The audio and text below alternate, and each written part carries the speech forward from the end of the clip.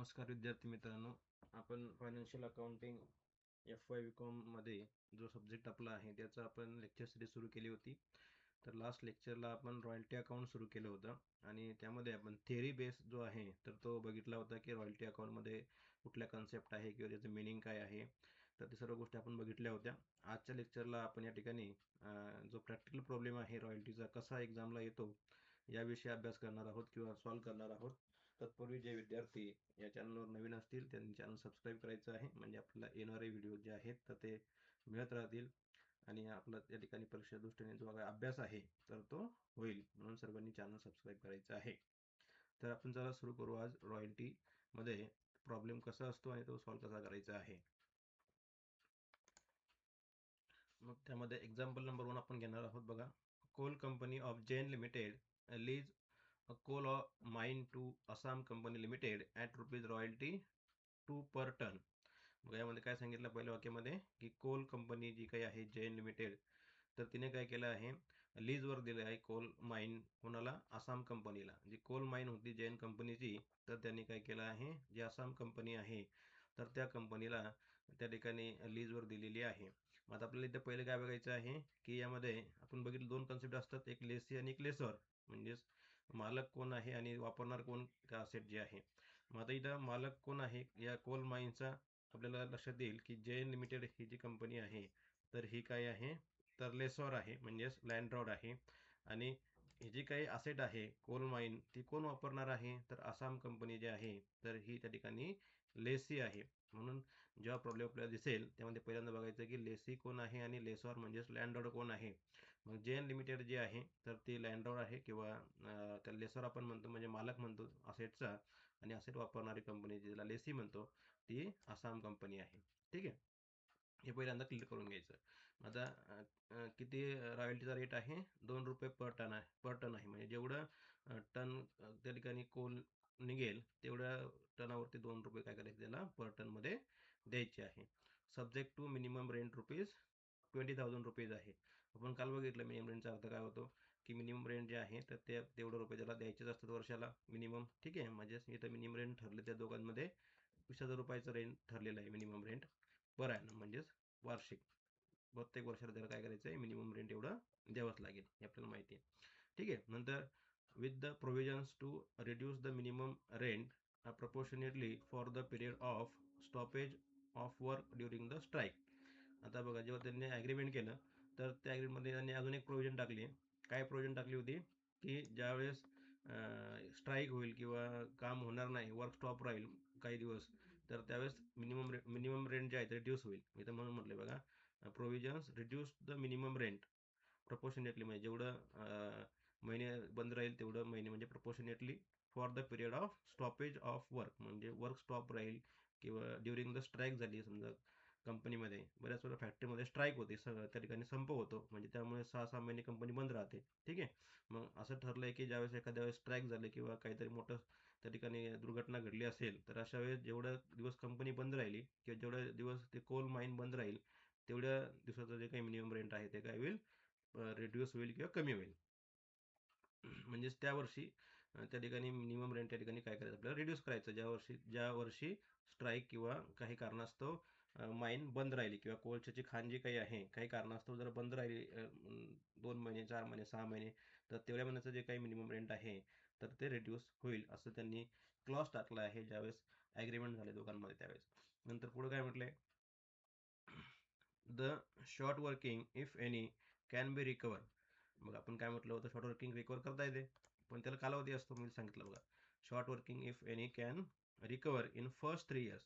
काय सांगितलंय, फर्स्ट 3 इयरपर्यंत काय करता येईल, शॉर्ट वर्किंग झाली असेल तर ती रिकवर करता येईल. Only the output for 4 years from 2021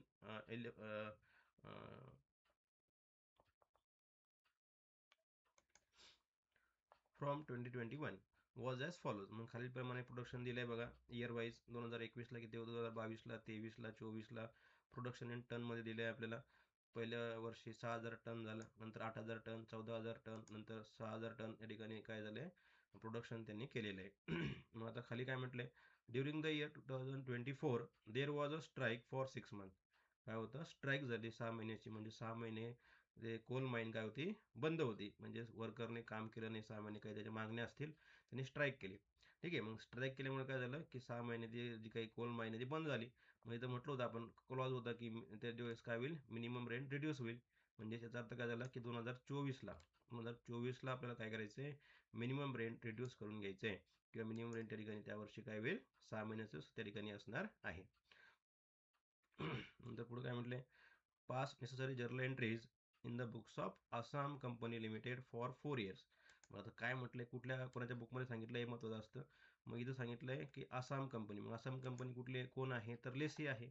बरोबर, आपण माहिती आहे, इथं बघितलं आपण वरती आता की आसाम कंपनी कोण आहे, तर लेसी कंपनी आहे. म्हणजे आपल्याला काय करायचं आहे, लेसीच्या बुकमध्ये एंट्र्या करायच्या आहे. पण एंट्र्या करण्यावर आपल्याला काय करायचं, एक चार्ट ड्रॉ करायचा आहे, आणि त्या चार्टमध्ये आपल्याला सगळ्या गोष्टी आपल्याला क्लिअर होतील, कशा एंट्र्या करायच्या आहेत किंवा किती अमाऊंट घ्यायची आहे. मग बघा, चार्ट तयार करताना पहिला कॉलम घ्यायचा इयरचा, दुसरा कॉलम घ्यायचा आउटपुट, म्हणजे इथं हे जे आउटपुट आहे टनमध्ये, ठीक आहे, ते आउटपुट घ्यायचं. तिसरा कॉलम घ्यायचा रॉयल्टीचा, किती रॉयल्टी झाली ते इथं आपल्याला काढायला लागेल. नंतर पुढचा कॉलम घ्यायचा मिनिमम रेंटचा, की प्रत्येक वर्षी मिनिमम रेंट किती राहील, तो कॉलम घ्यायचा. नंतर घ्यायचा शॉर्ट वर्किंगचा कॉलम घ्यायचा. नंतर सरप्लस किती आहे, सरप्लस म्हणजेच काय की ज्या वेळेस रॉयल्टीची अमाऊंट जास्त असते मिनिमम रेंटपेक्षा, मग जास्त रक्कम जे काही आहे दॅट इज कॉल्ड सरप्लस. म्हणजेच जे काही मिनिमम रेंट आहे आणि रॉयल्टीमधला जो काही डिफरन्स आहे, ज्यावेळेस रॉयल्टी जास्त असते मिनिमम रेंटपेक्षा, दॅट इज कॉल्ड सरप्लस. नंतर रिइक्विपमेंट, आपल्याला माहिती आहे की काय करता येतं, शॉर्ट वर्किंग जर झाली असेल, शॉर्ट वर्किंग जर असेल तर ती रिकवर करता येते, तो एक कॉलम घ्यायचा रिकवरचा. नंतर रिकवर झाली नाही तर लॅप्स करतो आपण, म्हणजेच ते पी एल अकाउंटला ट्रान्सफर करतो लॉस म्हणून, ठीक आहे, म्हणून तो एक कॉलम घ्यायचा लॅप्स केली असेल तर, त्याला राईट अप पण म्हणतो आपण. ठीक आहे, आणि शेवटचा कॉलम घ्यायचा पेमेंटचा, म्हणजे किती पेमेंट त्याला प्रत्येक वर्षी आपल्याला करायचं आहे, हा एक कॉलम घ्यायचा आहे. असे हे कॉलम आपल्याला पहिले वरती घ्यायचे आहेत. ठीक आहे, नंतर मग काय करायचं आहे, खाली पहिलं वर्ष घ्यायचं 2021. ठीक आहे, इथून घेतलं आपण 2021 पहिलं वर्ष. नंतर याचा टन घ्यायचं, किती टनमध्ये आपण आउटपुट काढले, तर 6,000 टन आउटपुट काढले. मग आता रेट ऑफ रॉयल्टी किती आहे, रुपीज 2 रुपीज आहे पर टन. मग रॉयल्टी किती होईल, 6,000 गुणिले 2, म्हणजेच 12,000 रुपये. बरोबर आहे, किती झाली, 12,000 रुपये आपली रॉयल्टी झाली यावर्षी. मग आता रॉयल्टी जर 12,000 रुपये आहे, परंतु मिनिमम रेंट किती आपलं या प्रत्येक वर्षी सांगितलं आहे. बघा इथं म्हटले की मिनिमम रेंट किती आहे, 20,000 रुपीज आहे पर ॲनम, म्हणजे प्रत्येक वर्षी 20,000 रुपयाचं मिनिमम रेंट असेल. म्हणून बघा इथं घेतलं आपण 20,000 रुपये घेतलं मिनिमम रेंट. मग आता पुढचा कॉलम शॉर्ट वर्किंगचा आहे. शॉर्ट वर्किंग आहे का इथं बघायचं. मग कसं बघा शॉर्ट वर्किंग बघायचं, आपण बघितलं पहिल्या लेक्चरला की काय होतंय, रॉयल्टीपेक्षा जर मिनिमम रेंट जास्त असेल, बरोबर आहे. मग इथं काय रॉयल्टी किती झाली, 12,000 रुपये आहे, आणि मिनिमम रेंट किती हजार रुपये, 20,000 रुपये आहे. म्हणजे याचा अर्थ काय झाला की 8,000 रुपये जास्त दिले त्याला. मग 8,000 म्हणजेच काय आपलं, that is called short working. आपण बघितलं होतं minimum rent minus royalty, that is short working. आपण फॉर्म्युला पण बघितला होता, बरोबर. मग हे मायनस करायचं, शॉर्ट वर्किंग घेतं का बघायचं. मग जर मिनिमम रेंज जास्त असेल रॉयल्टीपेक्षा, त्याला काय म्हणतो आपण, जेवढं जास्त आहे ना ते, that is called short working आहे.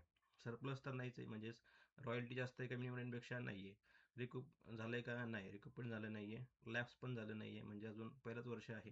ठीक आहे, आणि मग पेमेंट किती होईल यावर्षी, पहिल्या वर्षी पेमेंट करावं लागेल त्याला 20,000 रुपयाचं, बरोबर.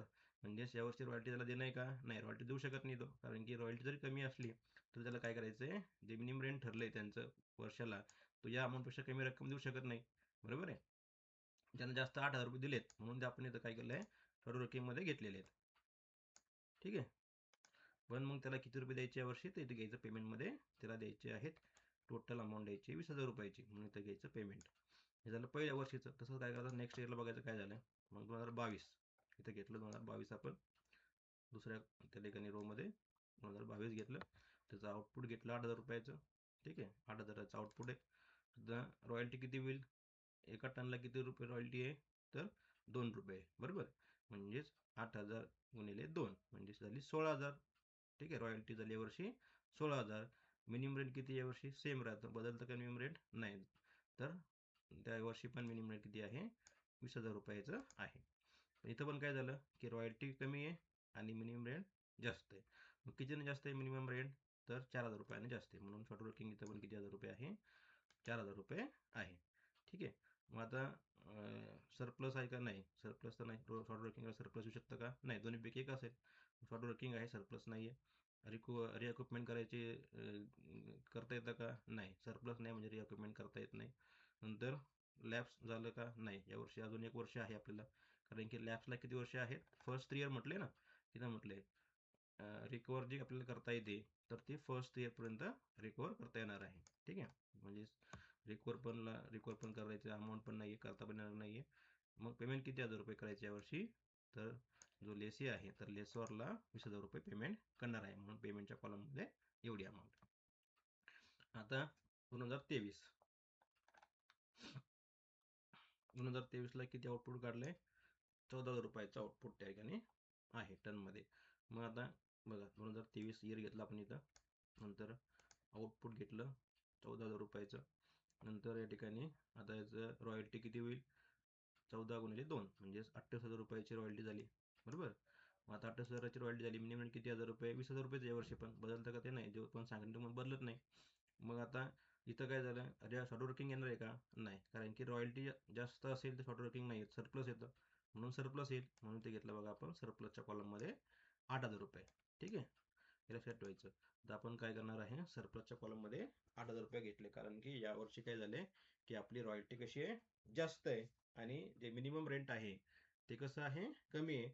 आणि ज्या वर्षी आपलं मिनिमम रेंट कमी असेल, रॉयल्टी जास्त असेल, तर त्यावर्षी सरप्लस येतं. मग आपण सरप्लसच्या कॉलममध्ये ती अमाऊंट लिहायची. मग सरप्लस हे आपल्याला काय करता येतं, सरप्लसच्या अमाऊंटमधून रिकवर करता येते मागची शॉर्ट वर्किंग, हा जो काही लॉस झाला ना लेसीचा, बरोबर, 8,000 रुपये 4,000 रुपये, हे जे काही आहे ते रिकवर करता येतं. मग आता रिकवर आपल्याला इथं करायला चान्स आहे, पण प्रॉब्लेम काय झाला की रिकवर किती करायचे, हे 8 करायचे, हे 4 करायचे, 12,000 रुपये रिकवर करायचे आहेत यावर्षी. कारण की फर्स्ट इयर म्हटले ना आपल्याला रिकवर करायला, कालावधी किती दिला आहे की फर्स्ट इयर पर्यंत रिकवर करता येईल. फर्स्ट इयर म्हणजे कुठले बघा, 21, 22 आणि 23, म्हणजे 1, 2, 3, म्हणजे 2023 पर्यंत आपल्याला काय करता येईल, या या वर्षी आपल्याला इथपर्यंत रिकवर करता येईल. ठीक आहे, मग आता आपण इथपर्यंत रिकवर करू शकलो का सगळी अमाऊंट, इथपर्यंत करू शकतो का, नाही, आपल्याला सरप्लस किती हजार रुपये आहे, फक्त 8,000 रुपयाचं आहे, आपल्याला करायचे 12,000 रुपये रिकवर. मग आपल्याला फक्त 8,000 रुपये रिकवर करता येईल, म्हणून इथं बघा घेतलं आपण 8,000 रिकवरमध्ये घेतले. हे जे काही सरप्लस अमाऊंट आहे हे रिकवर झाली मागचे. इथं हे जे काही पहिल्या वर्षीचं रिकवर झालं, दुसऱ्या वर्षीचं रिकवर होऊ शकतं का, नाही, कारण की सरप्लस फक्त 8,000 रुपये आहे. 12,000 रुपये आपल्याला रिकवर करता येतात, परंतु सरप्लस तेवढं नाही आहे. सरप्लस फक्त किती हजार रुपये आहे यावर्षी, 8,000 रुपयेच आहे. मग याचा अर्थ काय झाला की 4,000 रुपये लॅप्स होतील, म्हणजे आपल्याला पुढे आता रिकवर करता येईल का, नाही, पुढच्या वर्षी जर सरप्लस आला असेल तरी पण रिकवर करता येत नाही, कारण की काय ठरलंय की तुम्हाला फर्स्ट 3 इयर पर्यंत फक्त काय आहे, चान्स आहे रिकवर करण्याचा. इथं दिलंय बघा, short working if any can recover in first 3 years only. म्हणजे शॉर्ट वर्किंग जे काही तुमची होणार आहे, तुम्ही जो काही लॉस सहन करणार आहात, तुम्ही जेव्हा मिनिमम रेंट पेड करणार आहे, तुमची रॉयल्टी कमी असून सुद्धा तो जो काही लॉस तुमचा झालेला आहे तो लॉस तुम्हाला भरून काढता येईल, पण पहिले 3 वर्षापर्यंत भरून काढता येईल. मग इथं बघा, 3 वर्ष कुठं संपली, इथं संपलं आपलं, बरोबर आहे. मग आपण 8,000 तर रिकवर करू शकलो यावर्षी, परंतु हे राहिलेले 4,000 रुपये जे काही आहे हे आपल्याला मात्र रिकवर करता आलेले नाही, म्हणून ते आपले काय झाले, लॅप्स झाले, म्हणजेच लॉस झाला. आपल्याला हे जे काही अमाऊंट आहे आता याच्यापुढे रिकवर करता येणार नाही कधीच, म्हणून आपण हे काय करणार आहे, PL अकाउंटला ट्रान्सफर करू, कारण की हा आपला लॉस झाला आहे 4,000 रुपयाचा, जो की इथं आपल्याला रिकवर करायला चान्स होता. रिकवर करता आला का, नाही, रिकवर करू शकलो नाही, कारण की सरप्लस अमाऊंट फक्त 8,000 रुपयाचीच आहे. 12,000 रुपये असती तर आपण सगळी अमाऊंट काय केली असते, रिकवर करू शकलो असतो, पण सरप्लस मात्र 8,000 रुपयाचाच आल्यामुळे फक्त आपण 8,000 रुपयेच रिकवर करू शकलो, बाकीची अमाऊंट रिकवर करता आली नाही, म्हणून ती लॅप्स झाली.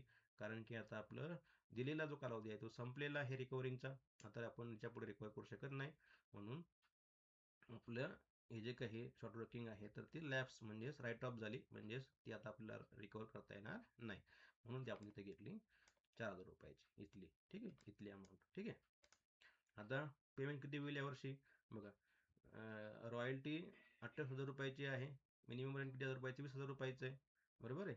पण यावर्षी काय झालं, सरप्लस आपण रिकवर झाल्यामुळे 28 पेड करणार आहे का, नाही, आपण म्हटलंय की जे जास्त ते पेड करू आपण.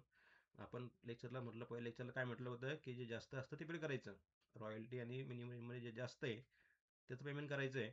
इथं रॉयल्टी 28,000 रुपये आहे आणि मिनिमम रेंट 20,000 रुपयाचंच आहे. पण तरी आपण 28 पेड करणार आहे का? नाही. कारण की 28 पैकी 8,000 सरप्लस जे काही आहे ते मागच्या वर्षीचं आपण रिकवर केलं, म्हणून त्याचं पेमेंट आपण करणार नाही. मग पेमेंटला किती येईल? पेमेंटला येईल फक्त 20,000 रुपये. ठीक आहे. कारण की 8,000 रुपये जे काही आहे ते सरप्लस जे काही होते ते आपण इथले रिकवर केले. रिकवर केल्यामुळे त्या ठिकाणी त्याला 28 न देता आपण किती द्यायचे आहे? फक्त 20 द्यायचे आहेत. ठीक आहे. हे झालं तुमचं 2023चं. नंतर 2024ला काय झालं बघा. किती टन आउटपुट आहे? 6,000 टन आउटपुट आहे. मग इथे घेतलं आपण 2024. इथंही घेतलं आहे त्या ठिकाणी 6,000 आउटपुट. मग आता 6,000 गुणिले 2 ते झाले 12,000 झालं तुमचं रॉयल्टी. रॉयल्टी झाली 12,000. ठीक आहे. आता यावर्षी मिनिमम रेंट किती घ्यायचं आहे? एवढं 20,000 घ्यायचं आहे का? नाही. यावर्षी काहीतरी घडले. मग काय घडले बघा इथं दिले. During the year 2024 there was a strike. काय म्हटलंय? स्ट्राईक झाली फॉर 6 मंथ. मग आपण इथं आपल्याला क्लॉज दिला होता. काय क्लॉज दिला होता? with a provision to reduce the minimum rent proportionately for the period of stoppage of work during the strike. म्हणजे जेव्हा स्ट्राईक होईल किंवा काही कालावधीसाठी स्टॉप होईल तर अशा वेळेस त्या ठिकाणी मिनिमम रेंट रिड्यूस करून तुम्हाला घेता येईल. मग इथं जर सांगितलं की 2024ला काय झालं होतं की स्ट्राईक झाली, 6 महिन्याची संप झाला 6 महिन्याचा, आणि त्यामुळे कोल माईन बंद होती. मग या वर्षी मात्र मिनिमम रेंट चेंज होईल. मग मिनिमम रेंट किती होईल बघा. ॲपर ॲनम किती आहे? 20,000 रुपयाचं आहे. म्हणजे 12 महिन्याचं किती आहे? 20,000 रुपयाचं आहे. बरोबर आहे. 12 महिन्याचं 20,000 रुपयाचं असेल तर 6 महिन्याचं किती होईल? 10,000. बरोबर. किती होईल? 10,000. म्हणून इथं आपण किती घेतलं मिनिमम रेंट? 10,000 रुपये घेतलं. सांगितलंय म्हणून. जर सांगितलं नसतं तर आपण 20,000 रुपयात घेतलं असतं. बरोबर आहे. पण त्यानं काय सांगितलं की दोघांचं जेव्हा ॲग्रीमेंट झालं तर त्या ॲग्रीमेंटच्या क्लॉजमध्ये काय ठरलेलं आहे की असं ठरलेलं आहे की जेव्हा काही कारणास्तव जर कंपनी बंद राहिली किंवा कोल माईन जे आहे ती बंद राहिली मोठ्या कालावधीमध्ये, म्हणजे 6 महिन्यापर्यंत किंवा वाटेवर जे काही कालावधी असेल तो, तर त्यावेळेस त्या ठिकाणी जो काही मिनिमम रेंट आहे तर तो रिड्यूस करता येईल. म्हणून आपण काय केलंय? रिड्यूस केला आहे. त्यानं सांगितलंय म्हणून. मग किती महिन्याचा केला रिड्यूस? तर 6 महिन्याचा. एकूण मिनिमम रेंट 20,000 रुपयाचा आहे 12 महिन्याचा. तर 6 महिन्याचा किती झाला? 10,000 रुपये झाला. ठीक आहे. मग आता पुढे बघा. शॉर्ट वर्किंग आहे का? नाही. मिनिमम रेंट कसं आहे? कमी आहे. रॉयल्टी कशी आहे? जास्त आहे. म्हणून सरप्लस येणार आहे. म्हणून इथं बघा घेतलं आपण सरप्लस 2,000 रुपये. आता सरप्लस आपल्याला या म्हणून रिकवर करता येते. बरोबर आहे. पण रिकवर करायला इथं आहे का काही? नाही. शॉर्ट वर्किंग आहे का इथं? नाही. शॉर्ट वर्किंग जर असती तर आपण रिकवर केली असती. शॉर्ट वर्किंग नाही म्हणजेच आपल्याला रिकवर पण करता येणार नाही आहे. बरोबर आहे. कारण फर्स्ट इयर संपलेले आहे. ह्याच्यात आपण लॅप्स केलेले आहेत. बरोबर आहे. आता आपल्याला रिकवर करता येणार नाही. म्हणजे आपल्याला पेमेंट किती करावं लागेल? पूर्ण 12,000 रुपयाचं पेमेंट करावं लागेल. सरप्लस असून सुद्धा हे आपल्याला पेमेंट करावं लागेल. कारण की शॉर्ट वर्किंग आपल्याला इथं दिसत नाही आहे, जे आपल्याला रिकवर करता येऊ शकते. रिकवर कधी करता येते? शॉर्ट वर्किंग असेल तर रिकवर करता येते. नसेल तर करता येणार आहे का? नाही. 2023ला शॉर्ट वर्किंग होती का? नाही. सरप्लस आहे. मग नसताना रिकवर करू शकतो का आपण? नाही. म्हणून तर रिकवरला पण आपण डॅश केलं, लॅब्सला पण डॅश केलं आणि अमाऊंट पेडला घेतलं 12,000. कारण की यावर्षी आपल्याला रॉयल्टीचं पूर्ण अमाऊंट पेड करावी लागेल. कारण जरी मिनिमम रेंट कमी असलं यावर्षी तरी आपल्याला शॉर्ट वर्किंग नसल्यामुळे मागच्या वर्षी यावर्षी ते रिकवर करता येणार नाही. म्हणून पूर्ण जे काही अमाऊंट आहे तर ते आपल्याला पेमेंट करावं लागेल. अशा प्रकारचा हा पहिला चार्ट जो काही आहे तर तो करून घ्यायचा आहे आणि मग आपल्याला जर्नल एंट्री सुरू करायची आहे. आता जर्नल एंट्री आपल्याला कोणाच्या बुकमध्ये करायला सांगितली आहे ते बघायचं. मग pass necessary journal entries in the books of Assam company limited. मग ते घेतलं आपण in the books of Assam company limited. आता आसाम कंपनी लिमिटेड कोणी? लेसी आहे. म्हणजे लेसीच्या बुकमध्ये आपल्याला एंट्री करायची आहेत. मग सगळ्यांना हे माहिती आहे फॉर्मॅट कसे एंट्री करायचे आहेत. तर इयर पहिला कॉलम, पर्टिक्युलर्स, LF, डेबिट आणि क्रेडिट अशा फॉर्मॅट तयार करायचा आहे. आणि पहिली एंट्री आपण काय म्हटलं होतं की पेएबलची करायची आहे. आपण लास्ट लेक्चरला बघितलं की 3 एंट्री आपल्याला प्रत्येक वर्षी करायचे आहेत. मग बघा पहिली एंट्री काय करायची आहे?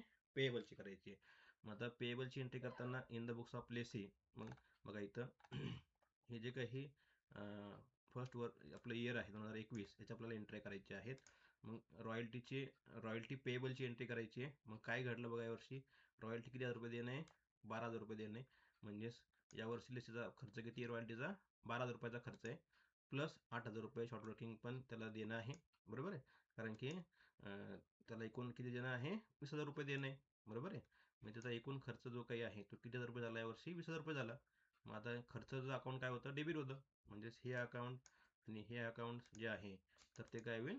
डेबिट होईल. म्हणजेच royalty account debit, short working account debit. आणि कोणाला देणं आहे? तर 20,000 रुपये देणं आहे त्या लँडलॉर्डला. लँडलॉर्ड कोण आहे इथं? जैन कंपनी जी काही आहे बघा इथं, जैन लिमिटेड जी आहे तर ती या ठिकाणी काय आहे? ती लँडलॉर्ड कंपनी आहे, म्हणजे मालक कंपनी आहे. मग अशी एंट्री होईल. Royalty account debit, short working account debit, कारण की हे दोन्ही पण त्या ठिकाणी एक्सपेन्स आहे त्या लेसीचे, म्हणून दोन्ही अकाउंट्स काय होईल? डेबिट होईल. आणि हे 20,000 रुपये कोणाला देणं आहे एकूण? तर त्या जैन कंपनीला देणं आहे. ठीक आहे, म्हणजे जैन कंपनी काय होईल? क्रेडिट होईल. मग बघा एंट्री खाली केली आणि आपण रॉयल्टी अकाउंट डेबिट काय केलंय? Royalty accounts debit. नंतर शॉर्ट वर्किंग अकाउंट्स पण डेबिट 12,000 आणि 8,000. आणि to Jain limited accounts credit. बघा किती हजार रुपये देणे त्याला? 20,000 रुपये देणं आहे. दिले का अजून? नाही, ड्यू आहे. म्हणून पहिली एंट्री पेएबलची इथं जसं असेल तसं घ्यायचं. मग रॉयल्टी हा एक्सपेन्स असतो, शॉर्ट वर्किंग पण हा एक्सपेन्स एक प्रकारचा किंवा लॉस एक प्रकारचा असतो. म्हणून हे दोन्ही अकाउंट्स काय करायचे? डेबिट करायचे ऑलवेज. दोन्ही अकाउंट काय करायचे? डेबिट करायचे. आणि किती देणं आहे तर इथं हे समजा हे जैन लिमिटेडच आहे एक प्रकारे. हे जे काही आपल्याला दिसतं आहे हे अकाउंट कोणाचं आहे? हे कोणाला देणं आहे? आपल्याला जैनला देणं आहे. ठीक आहे, म्हणून इथं जैन कंपनी घ्यायचं. म्हणून इथं एंट्री बघा, royalty account debit, short working account debit to Jain limited accounts credit. 12,000 8,000 असे एकूण 20,000 रुपयाच्या अमाऊंटला त्याला देणे. म्हणून इथं लिहिलं बघा, being royalty payer subject to minimum rent. आपण यावर्षी काय करणार आहोत? मिनिमम रेंट पे करणार आहोत. म्हणून अशा प्रकारचे तुम्हाला नरेशन त्या ठिकाणी लिहायचं आहे. तर ही पहिली एंट्री पेएबलची. आता दुसरी एंट्री कायची बघितली आपण? पेड. आता पेडची ॲक्च्युअल पेड होणार. आता कोणाला पेड होणार आहे? तर जैन लिमिटेड जी कंपनी आहे तिला पेड होणार आहे.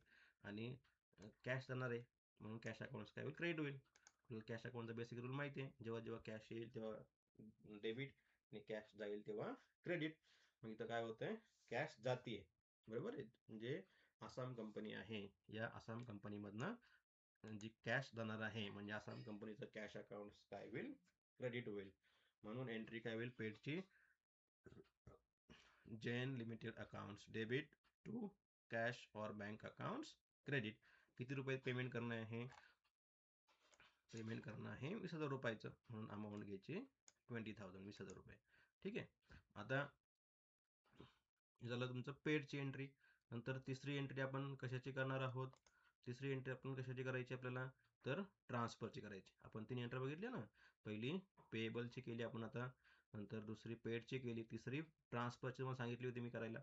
कुठं ट्रान्सफर करायचं? प्रॉफिट अँड लॉस अकाउंटला ट्रान्सफर करतो आपण वर्षाच्या शेवटी, वर्ष जेव्हा संपेल 2021. ठीक आहे, तर त्यावेळेस आपण काय करणार आहोत? हा जो काही रॉयल्टीचा तुमचा झालेला एक्सपेन्स आहे तर तो आपण त्या ठिकाणी ट्रान्सफर करणार आहोत प्रॉफिट अँड लॉस अकाउंट्सला.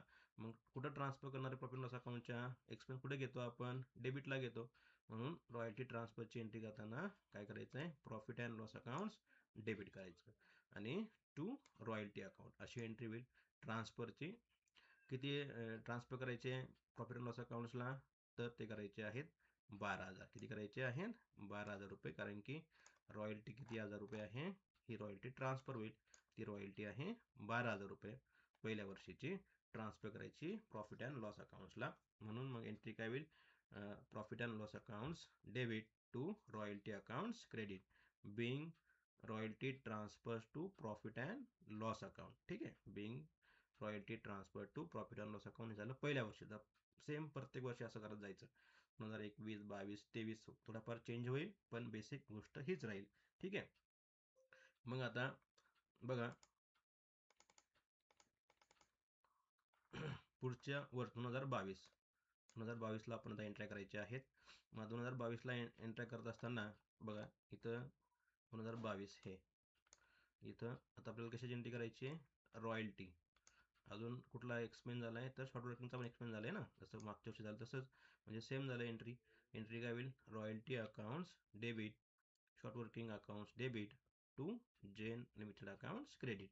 मग पुन्हा पहिली पेएबलची entry, royalty accounts debit, short working accounts debit to Jain limited accounts credit. मग रॉयल्टी किती हजार रुपये आहे? तर 16,000 रुपये. म्हणून 16,000ची अमाऊंट घ्यायची. 16,000. नंतर शॉर्ट वर्किंग किती आहे? 4,000 रुपये आहे, म्हणून किती घ्यायचे? 4,000 रुपये घ्यायचे. ठीक आहे. एकूण किती देणं आहे जे एनला पेएबल आहे 20,000 रुपीज, कारण की यावर्षी पण मिनिमम रेंट द्यावं लागेल. यावर्षी पण रॉयल्टी काय आहे? कमी आहे. मग पहिली एंट्री होईल पेएबलची, सेम एंट्री पहिली जशी आपण केली तशीच एंट्री. ठीक आहे. आता जर तुमचं पेएबलची एंट्री, दुसरी एंट्री कायची होईल? पेडची एंट्री फक्त सेम राहील.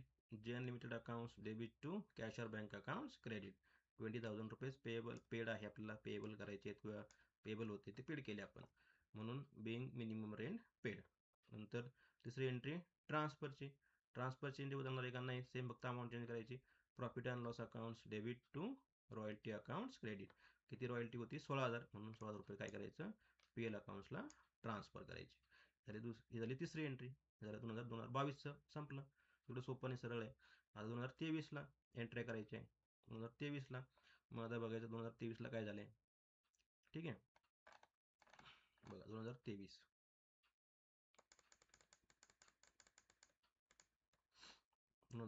आता. ठीक आहे. 2023ला शॉर्ट वर्किंग रॉयल्टी अकाउंट्स काय होईल? डेबिट. Royalty accounts debit. नंतर शॉर्ट वर्किंग अकाउंट्स आहे का इथं? तर नाही आहे, सरप्लस आहे. बरोबर आहे. रिकवर झालंय. सरप्लसची एंट्री होती का? नाही, रिकवरची एंट्री होती. बरोबर. हे दोन कॉलम जे काही आहे, या 3 कॉलमची एंट्री आपल्याला करायची आहे. सरप्लसची एंट्री होत नाही. ठीक आहे. मग आता इथं जर नसेल तर इथं असेल तर शॉर्ट वर्किंगची एंट्री करायची आहे. मग आता शॉर्ट वर्किंग जे काही आहे, आता हे शॉर्ट वर्किंग रिअक्विपमेंट आहे. बरोबर. इथं आपण SW म्हणजे शॉर्ट वर्किंग रिअक्विपमेंट आहे. मग आता एंट्री कशी होईल? शॉर्ट वर्किंग अकाउंट्स आता डेबिट होईल का? नाही, क्रेडिट होईल, कारण की सरप्लस अमाऊंट रिकवर झाली. ही जी काही सरप्लस अमाऊंट आहे, तर मागच्या वर्षीचा लॉस रिकवर झाला यावर्षी, म्हणजे एक प्रकारचा गेन झाला लेसीचा. मग शॉर्ट वर्किंग अकाउंट्स काय होईल? डेबिट होईल का? नाही, आता क्रेडिट होईल. म्हणजेच एंट्री काय होईल? Royalty accounts debit. Royalty accounts debit to short working accounts to JN limited, अशी एंट्री होईल पहिली. बघा इथं आपण एंट्री केली 2023ला. रॉयल्टी अकाउंट्स डेबिट किती हजार रुपयाची रॉयल्टी आहे? 28,000 रुपयाची रॉयल्टी आहे. नंतर टू शॉर्ट वर्किंग अकाउंट्स, कुठलं? SW वाला. ठीक आहे. म्हणजेच ते याचं रिकव्हरीवाल्याचं. नंतर टू JN लिमिटेड. बघा मग आता अमाऊंट कशी लिहायची? 28,000 रुपये डेबिट साईडला रॉयल्टी अकाउंट डेबिट होईल म्हणून, कारण की रॉयल्टी किती हजार रुपयाची आहे? तर 28,000 रुपयाची आहे. नंतर शॉर्ट वर्किंग अकाउंट किती लिहायचे? 8,000 रुपये लिहायचे. 8,000 रिकवर झालेत ना, म्हणून 8,000 रुपये घेतले इथे बघा. आणि JNला किती पेएबल आहे यावर्षी? तर JNला पेएबल आहे 20,000 रुपीज, म्हणून JN लिमिटेडला 20,000 रुपये घेतले. म्हणजेच थोडक्यात काय? शॉर्ट वर्किंग अकाउंट्स कधी क्रेडिट होईल? ज्यावेळेस रिकवर होईल त्यावेळेस शॉर्ट वर्किंग काय होईल? क्रेडिट होईल. म्हणून लक्षात ठेवायचं आहे, शॉर्ट वर्किंग जेव्हा रिकवर करतो आपण, तर तो एक प्रकारे त्या ठिकाणी जो लेसी आहे त्याचा गेन आहे, म्हणजे मागचा लॉस काय झाला? रिकवर झाला. म्हणून काय करायचं आहे? शॉर्ट वर्किंग जर रिकवर झाली असेल मागच्या वर्षीची, तर त्यावेळेस शॉर्ट वर्किंग अकाउंट्स पुढच्या वर्षी ते त्या ठिकाणी क्रेडिट होणार आहे, कारण की तो एक प्रकारचा गेन आहे किंवा फायदा आहे. म्हणून लक्षात ठेवायचं, पहिली एंट्री थोडीशी चेंज होईल. ज्या वर्षी शॉर्ट वर्किंग रिकूप झाली, म्हणजेच रिकवर झाली, तर शॉर्ट वर्किंग अकाउंट डेबिटच्या ऐवजी काय होईल? क्रेडिट होईल फक्त. बघा अशी एंट्री होणार आहे. Royalty account debit, short working accounts credit to Jain account पण काय होणार आहे? क्रेडिट होईल. ही झाली तुमची पेएबलची एंट्री. ठीक आहे. आता आपल्याला काय करायचं आहे? पेड करायची दुसरी एंट्री. पेडची करायची एंट्री बदलते का? पेडची कधीच बदलणार नाही, सेम एंट्री राहील. JN limited account debit to cash और बँक अकाउंट्स क्रेडिट. किती पेएबल आहे? तर यावर्षी पण 20,000 रुपये पेएबल आहे. 28,000 रुपये पेएबल आहे का? नाही, 28 पैकी काय झालं? रिकवर झाले 8,000 रुपये, म्हणून 20,000 रुपये पेएबल होते, म्हणून 20,000 रुपयाचे आपण त्याला अमाऊंट जे काही आहे ते पेड केलेलं आहे. तर तुमची दुसरी एंट्री पेडची एंट्री. आता तिसरी एंट्री आपल्याला करायची आहे. मग तिसरी एंट्री जी आहे तर ती काय कुठली करतो आपण? ट्रान्सफरची करतो. कुठली करतो? ट्रान्सफरची करतो. बरोबर आहे. आता ट्रान्सफरची आपल्याला एंट्री करायची आहे. मग बघा आता ट्रान्सफर करताना फक्त लक्षात घ्यायचं आहे की या कॉलममध्ये आहे का काही? यावर्षी तर आहे. ट्रान्सफर करताना एंट्री काय करायचं? या कॉलममध्ये काही आहे का बघायचं. मागच्या कॉलममध्ये काही नव्हतं म्हणून आपण सोडून दिलं, पण या कॉलममध्ये काय आहे? आपण लिहिलंय की लॅप झाली शॉर्ट वर्किंग, कारण की ही 4 रुपये आपण रिकवर करू शकलो का? नाही करू शकलो रिकवर, म्हणून ही लॅप झालेली आहे. म्हणून शॉर्ट वर्किंग जेव्हा लॅप्स झाली असेल तर ती पण काय करायची, ट्रान्सफर करायची. म्हणजे रॉयल्टी ट्रान्सफर करायचीच आहे, पण त्यासोबतच जे लॅप्स शॉर्ट वर्किंग आहे, लॉस झाला आपला यावर्षी, तो पण काय करायचा, ट्रान्सफर करायचा. म्हणून बघा 2023ला ट्रान्सफरची एंट्री काय होईल, 2023ला जी ट्रान्सफरची एंट्री आहे तर ती अशी होईल मग profit and loss account debit, नंतर to short working accounts to royalty account, अशी एंट्री होईल. कारण की शॉर्ट वर्किंग अकाउंट्स का, कारण की लॅब झालं, शॉर्ट वर्किंग जे काही आपण रिकवर करू शकलो का, नाही करू शकलो, म्हणून तर लॅब झाल्यामुळे ते अकाउंट्स पण आपल्याला इथं दाखवावं लागेल. म्हणून मग एंट्री झाली profit and loss accounts debit. आपण ट्रान्सफर करताना काय काय ट्रान्सफर करणार आहे, लॅब शॉर्ट वर्किंग झालेली जी काही ती पण ट्रान्सफर करणार पी एल अकाउंट्सला, आणि रॉयल्टी आपण करतोच म्हणून रॉयल्टी पण ट्रान्सफर करणार, म्हणून अशी एंट्री झाली. मग बघा आता अमाऊंट किती लिहायची आहे, रॉयल्टी किती हजार रुपये होती, 28,000 रुपये होती. नंतर शॉर्ट वर्किंग किती लॅब झाली आपल्याकडनं, किती रिकवर झाली नाही, 4,000 रुपये रिकवर झाली नाही, म्हणून 4,000 रुपये ती पण लिहायची. म्हणजे एकूण किती लॉस झाला यावर्षी, तर यावर्षीचा एकूण लॉस आणि एक्सपेन्स जो आहे तर तो आहे 32,000 रुपयाचा. ठीक आहे, म्हणून आपण इथं घेतलं 32,000 रुपीज. कारण की शॉर्ट वर्किंग जी काही आहे रिकवर आपण करू शकलो नाही, लॅप्स झाली, ॲट ऑफ झाली, म्हणून ते आपल्याला ट्रान्सफर करावं लागली पी एल अकाउंट्सला. त्याचबरोबर रॉयल्टी आपण जे ट्रान्सफर करतो ते आपले रेग्युलर करणारच आहोत एक्सपेन्स म्हणून, परंतु यावर्षी ॲडिशनल एक अकाउंट इथं ट्रान्सफर झालं पी एल अकाउंट्सला, ते कुठलं, हे जे लॅप्स झालं आहे शॉर्ट वर्किंग आपली 4,000 रुपयाची ही, तर हे लॅप्स झाल्यामुळे ते पण काय करायचं, लॉस असतो एक प्रकारचा, आपलं लॉसच आहे, मग तो लॉस पण काय करायचा आहे, पी एल अकाउंटला त्यावर्षी ट्रान्सफर करायचा रॉयल्टी सोबत. म्हणून एंट्री करताना profit and loss account debit to short working accounts म्हणजे लॅप्स अमाऊंट, नंतर टू रॉयल्टी, अशी त्या ठिकाणी एंट्री आपली होणार आहे. नंतर आता हे झालं तुमचं 2023चं. आता 2024ला सिंपल एंट्री होतील बघा. पहिली एंट्री पेएबलची, मग पहिली एंट्री पेएबल बघा 2024ला, 2024 रॉयल्टी किती रुपये, 12,000 रुपये. ठीक आहे, म्हणून रॉयल्टी अकाउंट्स डेबिट होईल ऑलवेज प्रत्येक एंट्रीमध्ये. वर्किंग आहे का, नाही, इथं पण नाही, इथं पण नाही, ज्याची आपण एंट्री करतो त्याची नाही आहे. पहिल्या एंट्रीमध्ये काय बघायचं, इथं आहे का, इथे, आणि इथं आहे का, नाही, इथं पण नाही, इथं पण नाही आहे. ठीक आहे, सरप्लसची एंट्री होती का, नाही, सरप्लसचं काय बघायचं नाही. ठीक आहे, मग दोन कॉलममध्ये आहे का बघायचं, दोन कॉलममध्ये जर असेल त्याची आपल्याला एंट्री करावी लागते. मग आता इथं दोन्ही कॉलममध्ये नाही आहे, म्हणजेच फक्त काय राहिले आता, royalty accounts debit to J N limited accounts credit. म्हणून पहिली एंट्री केली 2024ला, royalty accounts debit to J N limited accounts credit. 12,000 royalty त्या ठिकाणी पेएबल आहे, म्हणून 12,000 रुपये इथं पेएबलला घेतले आपण, मग बिईंग रॉयल्टी पेएबल.